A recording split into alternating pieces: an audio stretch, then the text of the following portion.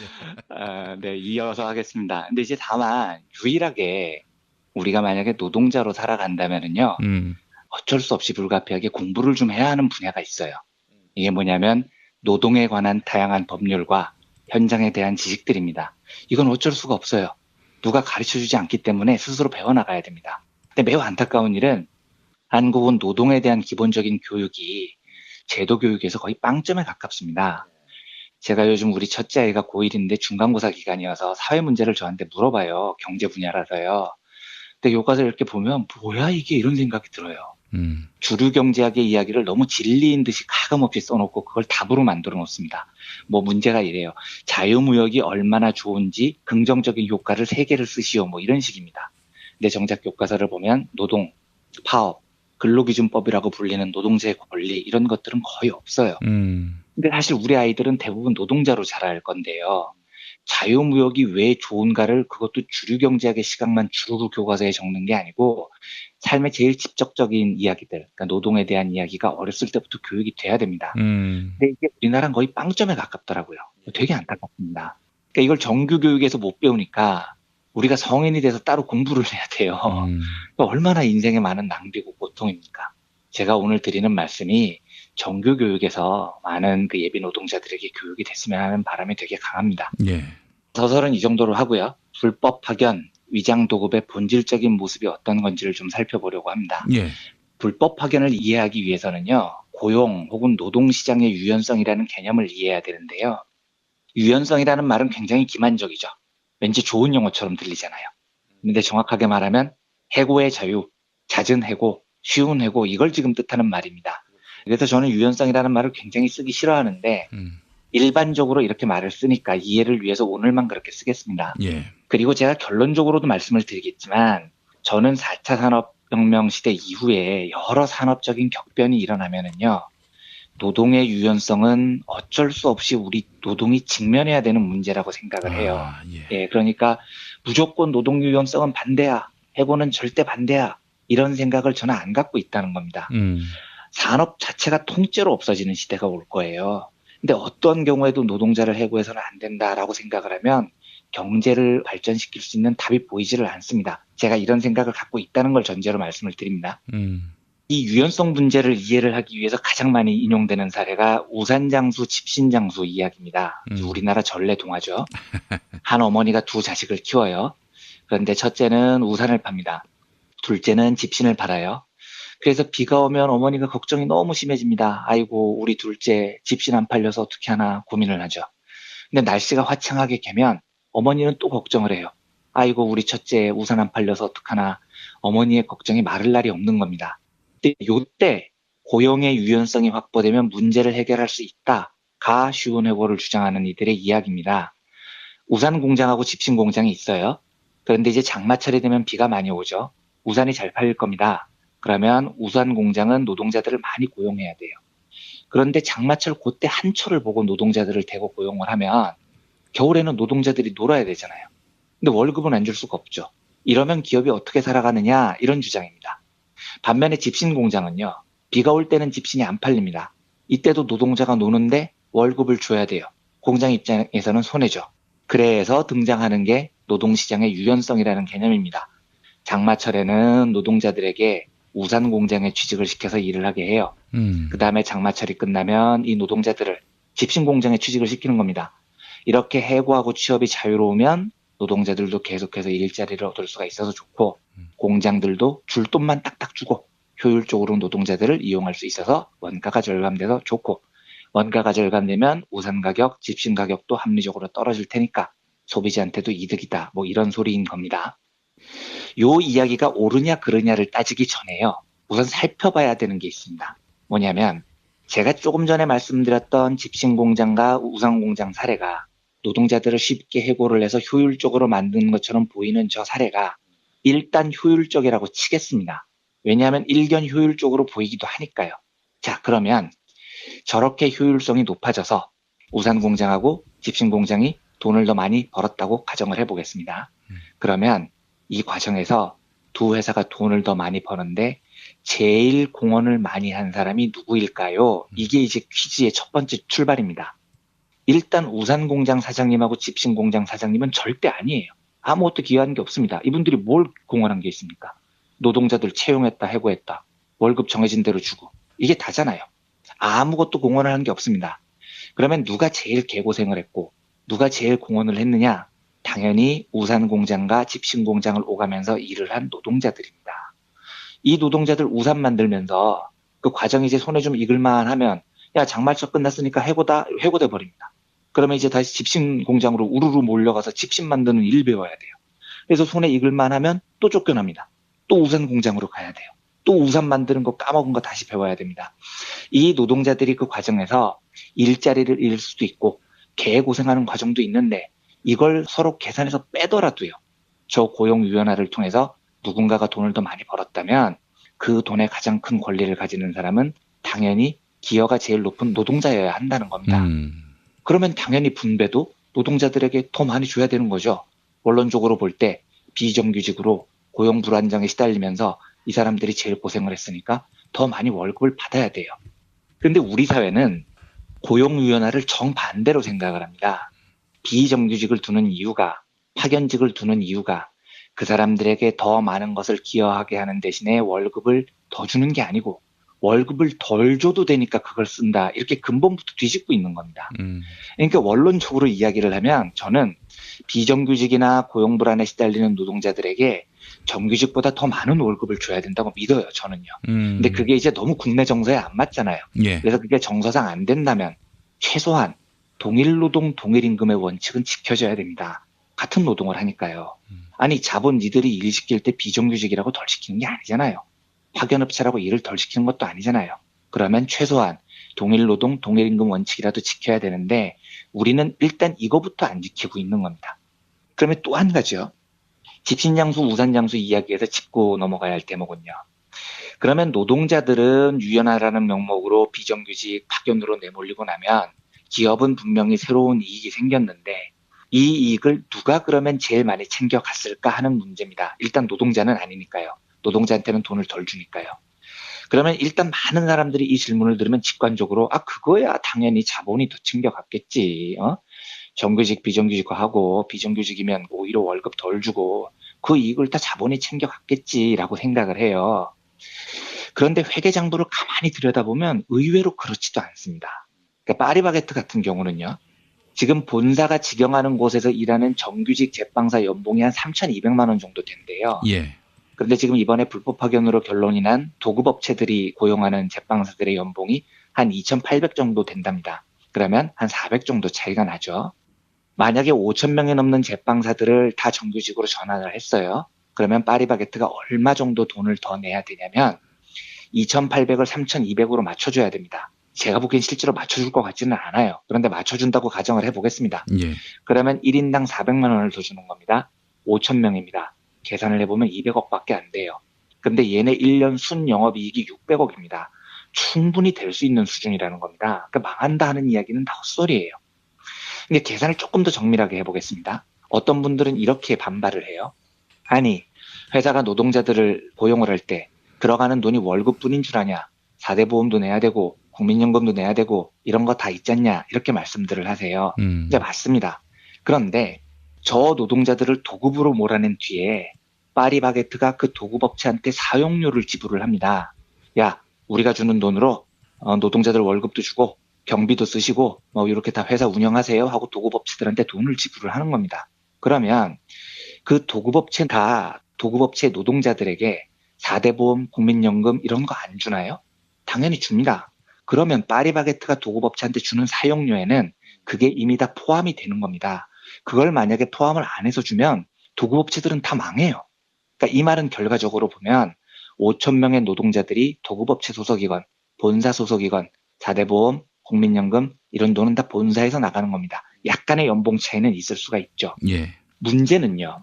그 도급업체들이 딱 노동자들 월급 주고 4대 보험 내고 국민연금 내고 요거 할 만큼만 파리바게트 본사로부터 받아오겠냐는 겁니다. 그 회사도 사장님이 있으시잖아요. 임원이 있잖아요. 예. 그분들 다 사장님 연하면서 월급 받고 살잖아요. 그리고 도급업체 사장님들 의외로 잘 삽니다. 예를 들면 우리 톨게이트에서 일하시는 노동자분들이요. 과거에는 전부 도로공사에서 직접 고용을 했었습니다. 그러다가 도로공사가 2009년에 경영 효율화 한답시고 전부 외주업체 비정규직으로 다 돌렸거든요. 그리고 그 외주를 맡은 곳이 용역자회사인데 이 자회사 사장들이 누구냐? 전부 다 전직 도로공사 임원들이에요. 이분들이 그리고 용역자회사를 꿰차고 수천만 원씩 월급을 받아갑니다. 이런 외주 회사가 수백 개나 돼요. 근데 원래 이 톨게이트 노동자들이 정규직이었을 때는 월급이 150 정도 됐습니다. 이걸 외주화했더니 첫 해의 월급이 120만 원으로 다운됐습니다. 30만 원 차이가 나요. 그러면 이 30만 원을 도로공사가 직접 고용을 해서 부담했을 때 이게 엄청난 부담일까요? 아니에요. 왜냐하면 그 30만 원어치의 거의 버금가게 외주업체 사장님들, 임원님들 사무실 임대료 주고 월급 주고 그 돈까지 도로공사가 지금 다 대고 있는 겁니다.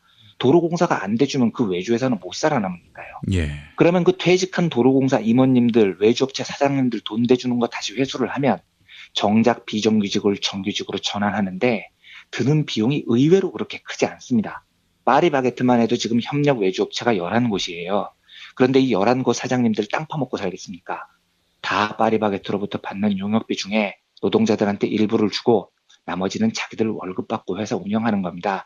그러니까 그 중간 브로커 과정을 생략하고 나면은요. 직접 고용을 할 때 정작 더 들어가는 돈은 얼마 안 돼요. 그럼 이제 이런 의문점이 생기는 겁니다. 본사는 그러면 왜 외주화에 목숨을 거는 거야?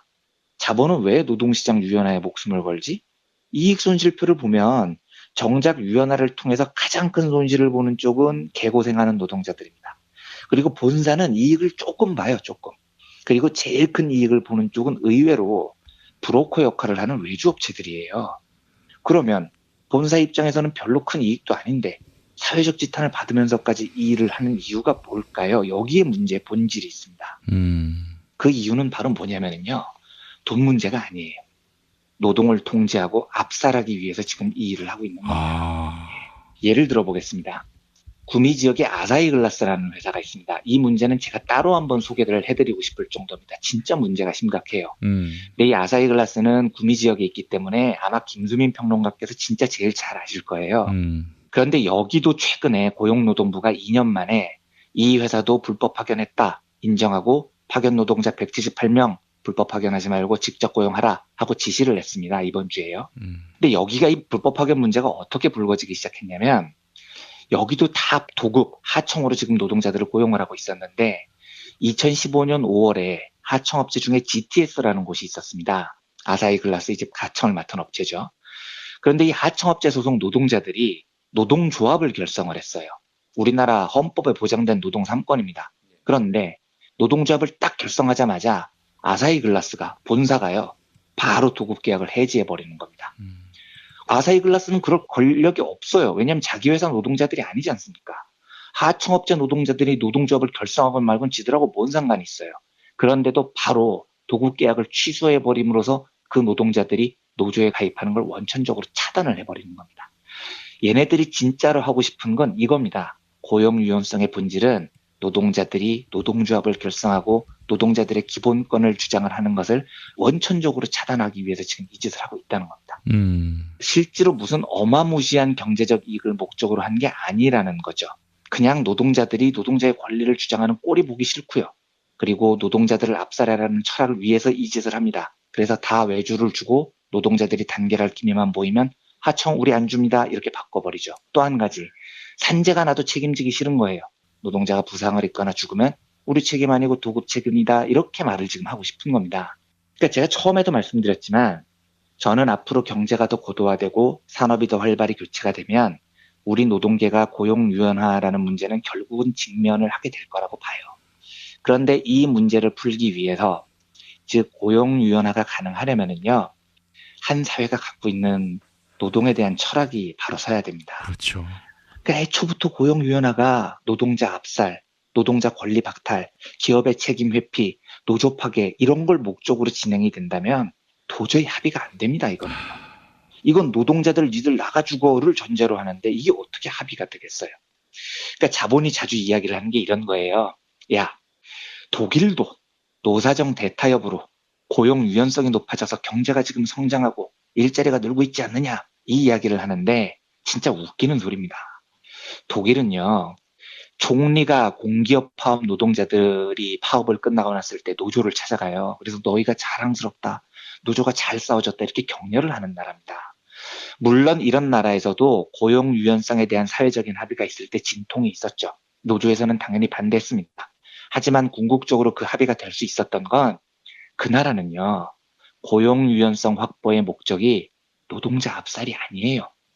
산업 구조가 앞으로 눈부시게 빨라질 텐데 집신장소, 우산장소 개념의 도입이 필요한 것 같은데 그렇다면 노동자님들께서 해고를 좀 쉽게 하는 걸 받아들여 주십시오. 그 대신 사회와 자본은 최대한 노동자들의 삶을 보듬어 주겠습니다. 이런 정서가 있으니까 이런 대타협이 가능한 겁니다. 근데 우리는 전제 자체가 달라요. 자본이 고용 유연성을 주장하는 이유 자체가 노동자들의 사망을 목적으로 합니다.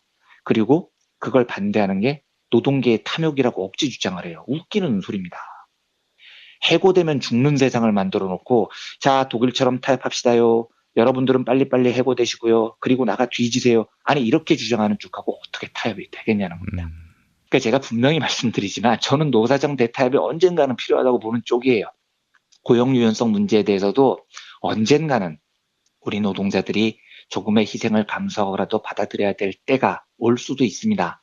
산업이 눈 터지는 속도로 바뀌는데 평생 한 직장에서 노동자가 고용돼 있어야 한다라고 주장하는 게 미래 경제의 모습을 보면 약간 적합하지 않는 대목이 있습니다. 그러면 경제가 버틸 수 없기도 해요.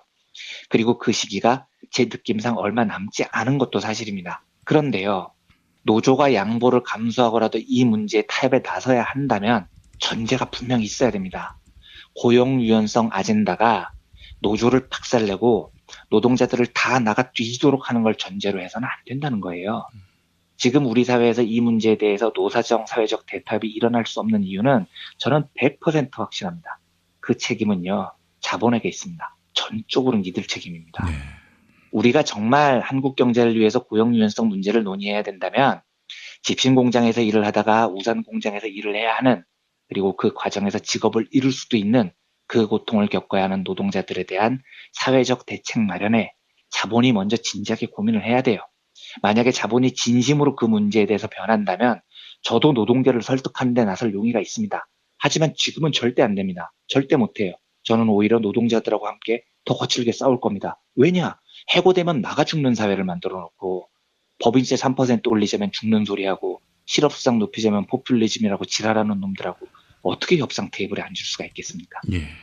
그러니까 노사정 대타협 같은 헛소리 하기 전에 한국 재벌들은 지금까지 꿀 빨아서 금고에 처박아둔 600조 원이요. 노동자 복지에 사용할 방법을 빨리 찾으세요. 그리고 해고 노동자들, 비정규직 노동자들, 처우 개선할 방법을 빨리 찾아야 됩니다.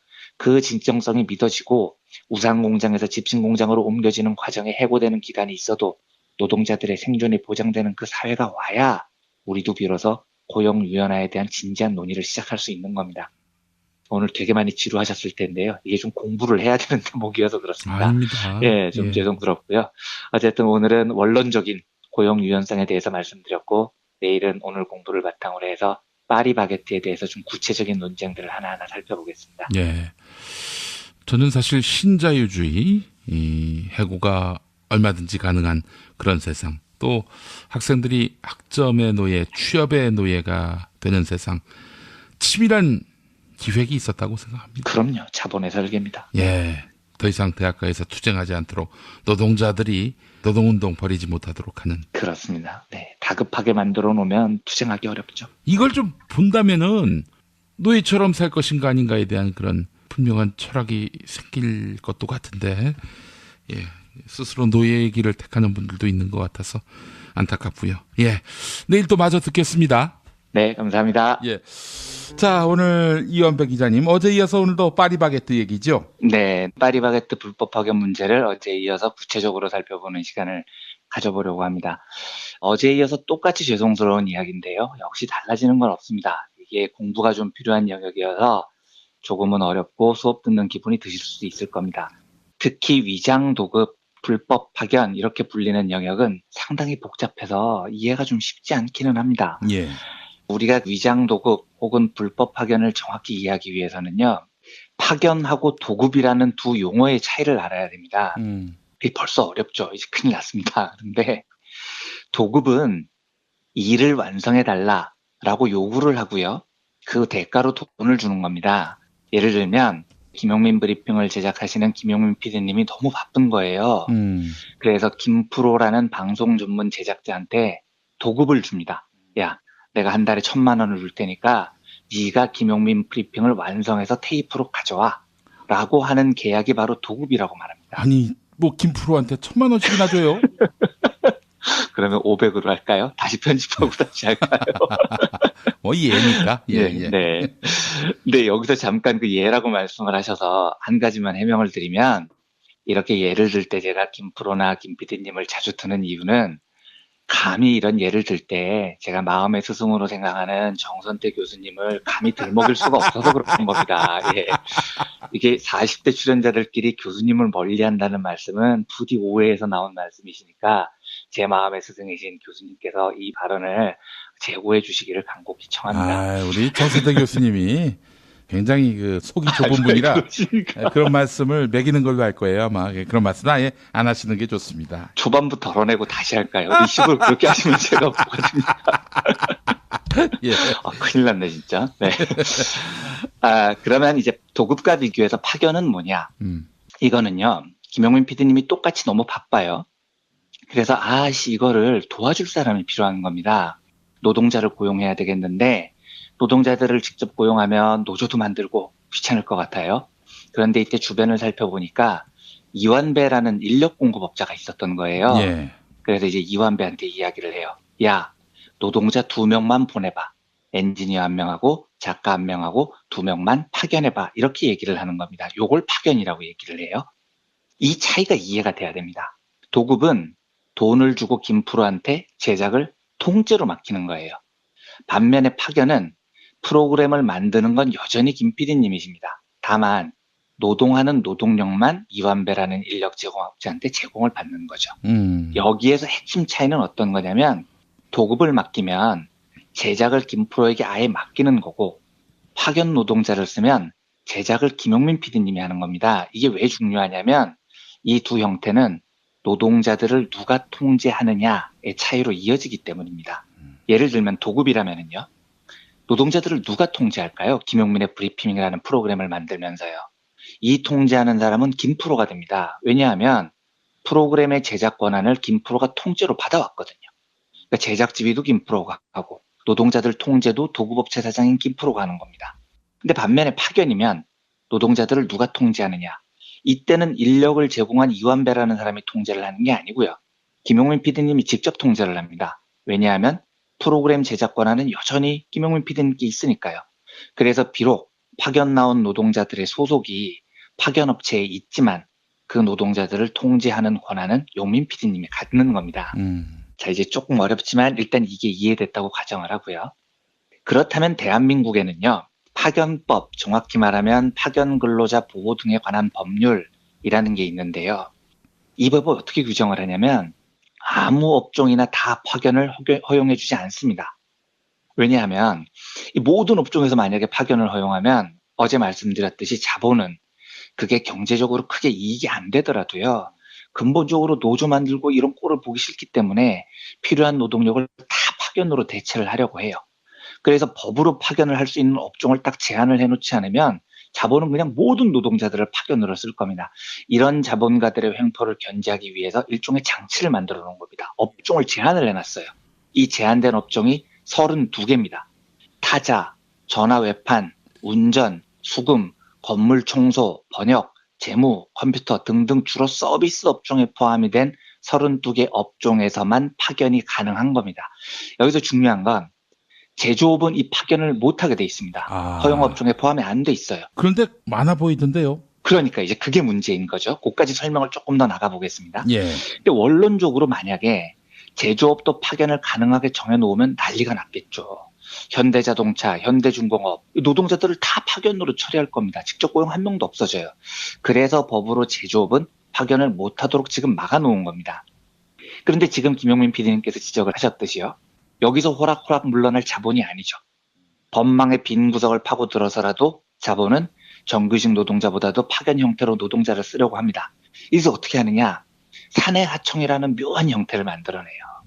그러니까 계약은 어차피 파견이 안 돼 있으니까 도급으로 맺어요. 이제 도급은 어떻게 아까 말씀드렸듯이 당신들 책임하에 다 만들어 와 이러는 겁니다. 그런데 계약은 그렇게 맺어놓고요. 도급업체의 노동자들을 공장 안으로 끌어들입니다. 그리고 직접 본사가 관리를 해요. 야, 이거 해, 저거 해, 이런 식으로요. 이게 불법이라는 겁니다. 왜냐하면 제조업은 파견을 하면 안 되기 때문입니다. 도급을 해야 돼요. 그리고 아까 말씀드렸듯이 도급으로 계약을 맺으면 노동자들을 관리하는 건 도급업체가 돼야 됩니다. 본사가 관리를 할 수가 없어요. 그런데 얘네들은 교묘하게 도급으로 계약을 맺고 노동자들을 공장으로 끌어올린 다음에 다 자기들이 지시를 합니다. 이게 바로 불법 파견 산해하청이라는 겁니다. 이게 지금 여러 건이 재판에 지금 걸려 있습니다. 현대자동차, 현대중공업 이런 애들이 다 이런 짓을 지금까지 해온 거죠. 그럼 이제 이까지 이해가 되셨을지 모르겠는데 약간 어렵습니다만 불법 파견이냐 혹은 위장 도급이냐 이 문제를 판단할 때 핵심이 뭐냐면 노동자들을 누가 지배하고 있느냐로 판단을 하는 겁니다. 만약에 아까 말씀드린 32개 업종 파견이 가능한 업종이면 문제가 없는 거예요. 본사가 파견 노동자들한테 이래라 저래라 해도 됩니다. 파견이 허용됐으니까요. 반면에 파견이 가능한 업종이 아니면 제조업 같이 그래서 도급으로 계약을 했다면 절대로 본사가 파견 노동자들한테 이래라 저래라 해서는 안 돼요. 아까 경우에 용민 PD님이 김프로한테 도급을 맡겼잖아요. 언제까지 방송 만들어라고 했어요? 그럼 그걸로 끝이에요. 김프로한테 가서 야 여기 일하는 노동자 중에 데이브니어 있어? 데이브니어 보고 이거 하라고 그래. 데이브니어 월급은 이번 달에 깎아. 이런 지시를 해서는 안 된다는 겁니다. 이런 지시를 하면 실제로 그 노동자들을 지배하는 것과 마찬가지로 판단을 하고 파견이라고 보는 겁니다. 그래서 불법 파견으로 판단을 하는 거죠. 자, 그러면 이제 파리바게뜨 문제로 돌아오겠습니다. 우선 말씀드렸듯이 제빵 업종은 파견이 불가능한 업종입니다. 파견을 가능하게 한 32개 업종에 제빵이 포함이 안 돼 있어요. 그래서 여기서는 반드시 두 가지 형태 중 하나를 선택을 해야 됩니다. 노동자들을 직접 고용을 하거나 아니면은 도급을 통해서 계약을 해야 됩니다. 파견은 안 되는 거죠. 그런데 파리바게뜨는 지금까지 그걸 어떻게 해결했느냐. 직고용은 하기 싫어요. 제빵사들을요. 그렇다고 위장 도급에 걸리기도 싫습니다. 교묘하게 이런 구조를 만들어놔요. 자기들이 직접 도급 계약을 하는 게 아니고요. 자기들은 쏙 빠져 있습니다. 그리고 가맹점주들, 그러니까 실제 매장을 운영하는 우리 자영업자분들이시죠. 이분들한테 야 저기 인력 제공하는 협력업체하고 니들이 계약을 해서 제빵 기사들을 니들이 공급받아. 요렇게 짜놓은 겁니다. 그러니까 계약 과정에는 파리바게뜨가 쏙 빠져 있으니까 얘네들은 우리는 계약한 적 없어. 도급이건 파견이건 난 아무 잘못 없어. 내가 계약한 것도 아니야. 이러고 지금 버티고 있었던 거예요. 그런데 제가 말씀드렸듯이 불법 파견, 위장도급 문제를 파악하는데 제일 중요한 기준이 뭐냐면 그 제빵 노동자들에 대한 통제권을 누가 갖고 있느냐예요. 그래서 만약에 파리바게뜨 본사가 제빵 기사들에 대한 통제권을 갖고 있다면은요. 무조건 불법 파견입니다. 법이 그렇고 판례가 그렇게 돼 있어요. 그러면 실태가 어떻게 됐느냐. 이번에 고용노동부가 밝혀낸 거죠. 과연 누가 제빵 노동자들을 통제했느냐. 계약상 아무 관련이 없는 파리바게뜨가 실질적으로 지금까지 통제를 해왔다는 겁니다. 노동자들의 출퇴근 시간을 파리바게뜨가 관리를 했어요. 심지어 업무 지시도 내립니다. 업무를 감독도 합니다. 다 본사가 한 겁니다. 채용 기준도 본사가 제공을 합니다. 인사평가도 파리바게뜨가 했어요. 심지어 임금도 파리바게뜨가 결정을 합니다. 누구를 승진시킬 건가도 파리바게뜨가 결정을 했어요. 그렇다면 이 노동자들을 누가 통제한 겁니까? 당연히 파리바게뜨가 한 겁니다. 그래서 불법 파견이라는 거예요. 지금부터는 보수 언론이나 파리바게뜨, 경총 등이 반론을 열심히 하고 있는데 이런 것들을 한번 살펴보겠습니다. 첫째 이런 반론이 있어요. 아까 말씀드렸듯이 파리바게뜨, 우리는 아무 계약을 맺지 않았기 때문에 계약은 가맹점주들이 맺은 거고 우리는 계약관계에 일절 관여하지 않았기 때문에 위장도급 불법 파견이 아니다. 이런 반론입니다. 제가 이 얘기를 딱 듣고요. 뭐 이런 새끼들이 다 있어. 이렇게 진짜 분통이 확 터지는 겁니다. 계약을 맺고 도급 계약을 맺은 다음에 직접 통제를 했으면은 불법 파견입니다. 나쁜 짓인데 계약도 안 맺고 인사, 승진, 임금 다 니들이 결정했다는 얘기잖아요. 출퇴근도 관리했다는 거잖아요. 그러면 더 나쁜 놈들이라는 이야기입니다. 아니 최소한 위장도급 불법 파견을 해도 보통은 도급 계약을 맺고 불법 파견을 시키는 거예요. 그런데 파리바게뜨는 비겁하게 자기들이 직접 노동자들을 다 통제를 할 거면서도 계약은 가맹점주들한테 다 떠맡겨 놓은 겁니다. 그리고 지들은 지금 아닌 척하는 거잖아요. 그건 죄질이 더 나쁜 거예요. 이런 겁니다. 야, 노동부가 우리 보고 나쁜 놈이라고 하는데 사실 나는 훨씬 더 나쁜 놈이기 때문에 벌을 안 받아야 돼. 뭐 이런 주장을 지금 하고 있는 거예요. 이거 대법원 판단도 마찬가지입니다. 대법원이 내린 판례도 불법 파견에 관해서는 계약 형태를 전혀 중요하게 보지 않아요. 계약에 들어가 있던지 안 들어가 있던지 어떤 형태의 계약을 하던지 실질적으로 노동자를 누가 통제하는지를 보고 판단을 합니다. 그래서 파리바게뜨 니들이 우리는 계약서를 쓰지 않았다. 그래서 불법 파견이 아니다. 라고 주장을 하는 건 헛소리라는 겁니다. 어차피 대법원 판결 가면 다 깨지게 돼 있습니다. 두 번째 반론. 파리바게뜨 본사가 승진이나 임금 뭐 이런 게 결정에 관여하지 않았고 우리는 참고 자료만 건네줬다. 지금 이런 반론이 있어요. 진짜 전형적인 헛소리입니다. 그게 참고 자료였다고요? 강제성이 없다고요? 그게 지금 걔들 주장이잖아요. 그래서 그 강제성이 없는 참고 자료가 실행이 됐습니까? 안 됐습니까? 그대로 실행이 됩니다. 모든 협력사들이 너희들이 제공한 소위 참고 자료에 거의 다 따릅니다. 이게 무슨 얘기겠습니까? 참고 자료가 아니라는 얘기죠. 강제 자료라는 얘기입니다. 그 인력 제공을 하는 협력사들이 모두 11곳인데 이곳들 사장님이 다 누구냐면요. 대부분 파리바게뜨 임원 출신들입니다. 제가 어제 말씀드린 도로공사 퇴직 임원들이 톨게이트 노동자 인력 공급업체 사장이 되는 거하고 똑같은 겁니다. 그리고 이 회사들은 대부분 파리바게뜨의 인력을 공급하는 게 매출의 거의 유일한 매출이에요. 그러니까 파리바게뜨와의 계약은 목숨을 건 문제입니다. 협력업체들은요.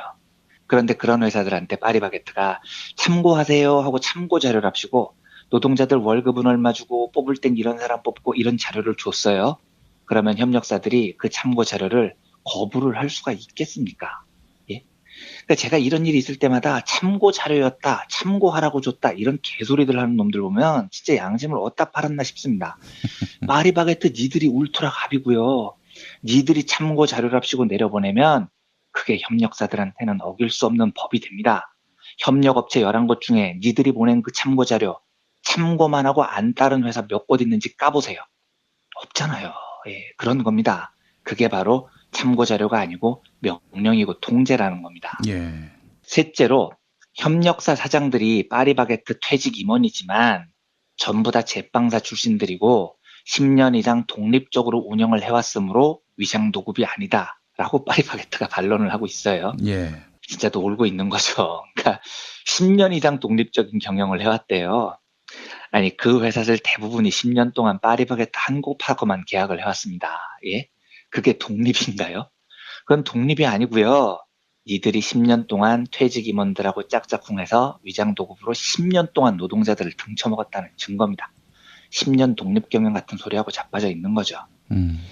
보수 언론에서는 이런 얘기들을 합니다. 프랜차이즈 시스템이 무너진다. 다 망한다. 하태경 의원도 이런 주장을 하죠. 절대 안 망합니다. 제가 아까 말씀드렸듯이 직고용하면 퇴직 임원 출신들, 협력업체 사장님이라는 분들이요.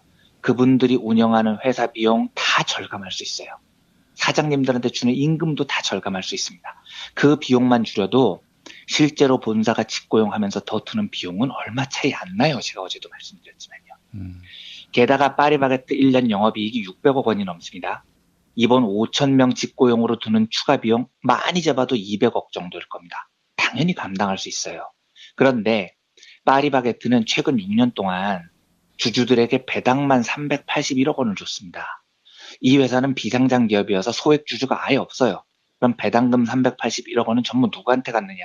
전부 오너 일가들이 챙겨간 돈입니다. 아니, 불법 파견 위장도급으로 번 돈을 오너가 배당금으로 가져가는 건 정상이에요? 당장 배당 없애고요. 배당금 토해내십시오. 그리고 직고용시키고 월급 제대로 주세요. 장담하는데 그래도 절대 안 망합니다.